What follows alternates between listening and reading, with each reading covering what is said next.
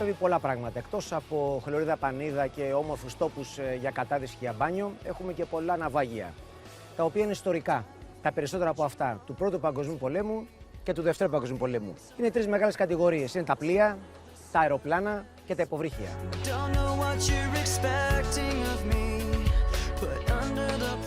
15 μίλια νοτιότερα υπήρχαν και υπάρχουν κάποια ναυάγια τα οποία είναι ιταλικά πολεμικά πλοία. Υπάρχει αυτό, το Αλντεμπαράν, ας πούμε, ή το Αλταΐρ που εντοπίσαμε σε ένα πολύ μεγάλο βάθος και το έχω κινηματογραφήσει στα 144 μέτρα βάθος. Επίσης είναι και ρηχότερα ναυάγια τα οποία πολλοί κόσμος τα επισκέπτεται. Καταδυτικός τουρισμός. Γιατί δεν δουλεύουμε με τον καταδυτικό τουρισμό, τι φταίει?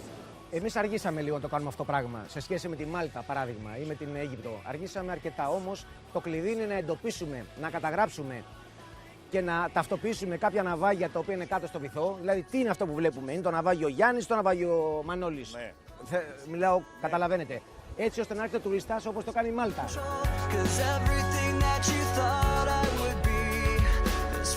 Τα ναυάγια είναι ένα άλλο πράγμα. Είναι μια γέφυρα ιστορίας του χθες με το σήμερα. Βυθίστηκε ένα καράβι τότε, πάει ο δίτης, το βλέπει τώρα. Είναι καλυμμένο με βενθικό οργανισμό. Βλέπει ένα άλλο πράγμα κάτω.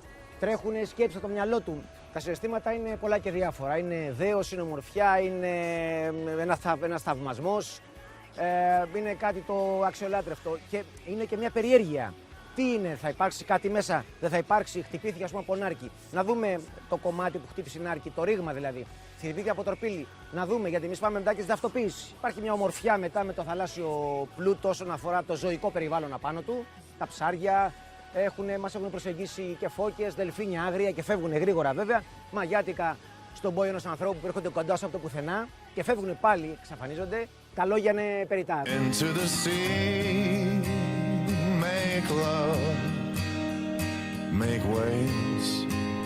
Πάντα υπάρχει ένας φόβος, ο οποίος ο φόβος αυτός μας κάνει να σκεφτόμαστε σωστά, να μας κάνει να έχουμε προετοιμαστεί σωστά, να μην κάνουμε σαγλαμάρες, να το πω εκλαϊκευμένα, προτού την κατάδυση αλλά και μετά. Εμάς αυτό που θέλουμε είναι να το επικοινωνήσουμε με τον κόσμο. Δεν είναι βρήκαμε κάτι και το κλείνουμε για μας.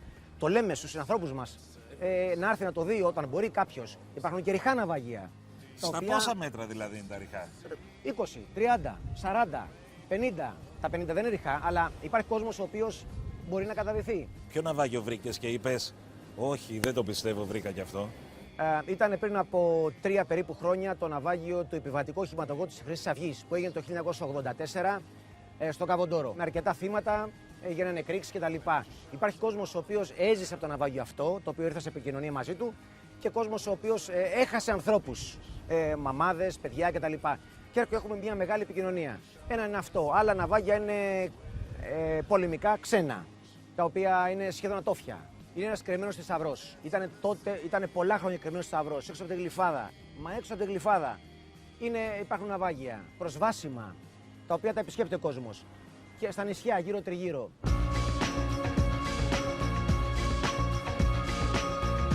Είναι μια άλλη ζωή εκεί κάτω, έτσι? Είναι μια άλλη ζωή. Και μια άλλη κοινωνία. Τι κοινωνία είναι αυτή? Της σιωπής.